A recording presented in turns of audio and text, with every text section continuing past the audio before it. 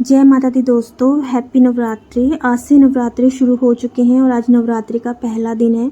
तो आप लोगों ने भी नवरात्रि के फास्ट ज़रूर रखे होंगे। नवरात्रि में लोग 9 दिन तक व्रत रखते हैं माता रानी को प्रसन्न करने के लिए, पर बहुत सारे लोगों को ये नहीं मालूम होता है कि व्रत हम कैसे रखें, हम क्या करें, हम पूजा में ऐसा क्या करें कि माता रानी हमारे पूजा से जल्दी, हमारे व्रत से जल्दी प्रसन्न हो जाए। वैसे तो माता रानी का दिल बहुत बड़ा है, वो हमारी सिंपल सी पूजा से भी प्रसन्न हो जाती है, पर फिर भी किसी भी पूजा को करने का, किसी भी काम को करने का एक नियम होता है। अगर हम उस नियम से काम करते हैं तो वो जल्दी सफल होता है। तो आज मैं आप लोगों को वही नियम बताऊंगी, वही तरीका बताऊंगी जिससे हमारी माता रानी हम पे जल्दी अपनी कृपा दृष्टि बनाएंगी और जल्दी हम पे प्रसन्न होंगी। जो लोग फर्स्ट टाइम नवरात्रों के फास्ट रख रहे हैं और वो 9 के 9 पूरे रखना चाहते हैं, तो उनको सबसे पहले सुबह उठ के अपने जो भी दैनिक काम है, साफ़ सफाई वगैरह जो भी है, वो सब ख़त्म करने के बाद नहा धो के साफ़ सुथरे कपड़े पहनना है। उसके बाद आपको अपने मंदिर की पूरी सफाई करनी है। मंदिर की सफाई हो जाने के बाद आपको सबसे पहले माता रानी की जो मूर्ति है या जो भी प्रतिमा है, उनको थोड़े से पानी में, साफ़ पानी में गंगा जल मिला के और थोड़ा सा दूध मिला के उनको स्नान करवाना है। स्नान, माता रानी का स्नान हो जाने के बाद मंदिर में बाकी जितने भी देवी देवताओं की मूर्ति या प्रतिमा है, आपको उनको भी स्नान कराना है। स्नान हो जाने के बाद सबसे पहले आपको कलश की स्थापना करनी है।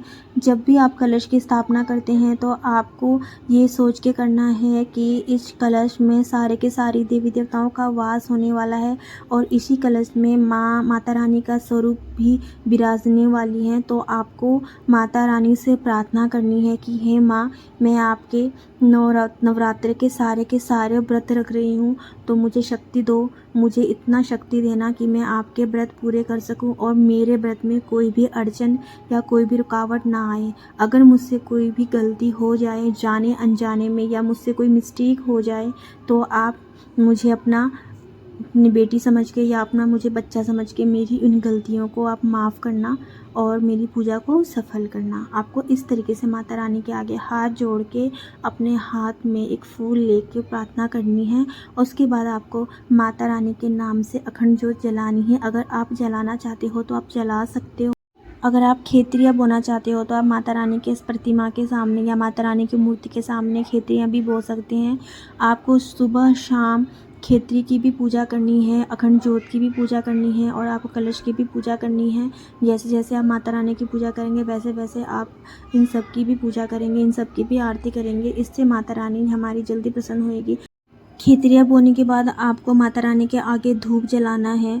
माता रानी का एक दिया जलाना है, छोटा दिया लगाना है। एक तो आपने अखंड ज्योत लगाया था, उसके अलावा आपको माता रानी के नाम से एक छोटा दिया भी जलाना है, जिससे आपको सभी देवी देवताओं की पूजा करनी है और आपको इसी से आरती करनी है। जो एक बार जब आप अखंड ज्योत लगाते हो तो आपको उसे बार बार हिलाना नहीं है, ना ही आपको कलश को हिलाना है, ना ही आपको खेतरी को हिलाना है। उसको एक जगह से दूसरी जगह पे आपको हिलाना नहीं चाहिए। इसके बाद हम माता रानी को टीका लगाएंगे और माता रानी के साथ साथ जितनी भी देवी देवता हैं सबको भी हम टीका लगाएंगे। फूल माला सभी देवी देवताओं को चढ़ाएंगे, माता रानी को माला चढ़ाएंगे और बाकी सभी देवताओं को भी फूल चढ़ाएंगे। उसके बाद आपको माता रानी का चालीसा पढ़ना है। साथ ही यदि आपके पास माता रानी की दुर्गा सप्तशती का किताब है तो आपको उसका भी पाठ ज़रूर करना चाहिए, उससे भी लाभ मिलता है।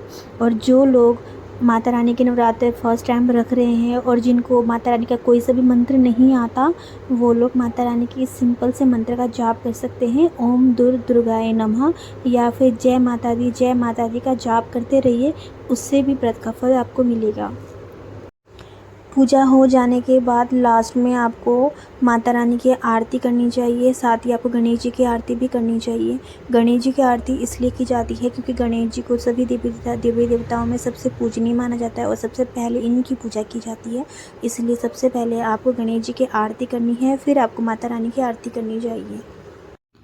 आरती के हो जाने के बाद आपको माता रानी से दोनों हाथ जोड़ के प्रार्थना करनी चाहिए और माफ़ी मांगनी चाहिए कि अगर मुझसे इस पूजा के दौरान, इस व्रत के दौरान कोई भी गलती हो गई हो तो हे माता रानी, मुझे बच्चा समझ के मेरी गलती को आप माफ़ करना और मेरी पूजा को स्वीकार करना।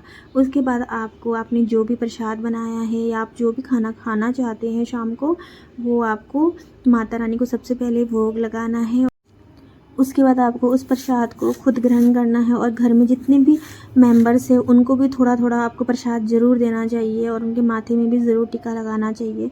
उससे माता रानी के सब पे, घर के सभी सदस्य पे कृपा दृष्टि बनी रहती है। तो इस तरीके से अगर आप नवरात्रों में पूजा करते हैं तो माता रानी आपकी पूजा को ज़रूर स्वीकार करेंगी। जय माता दी।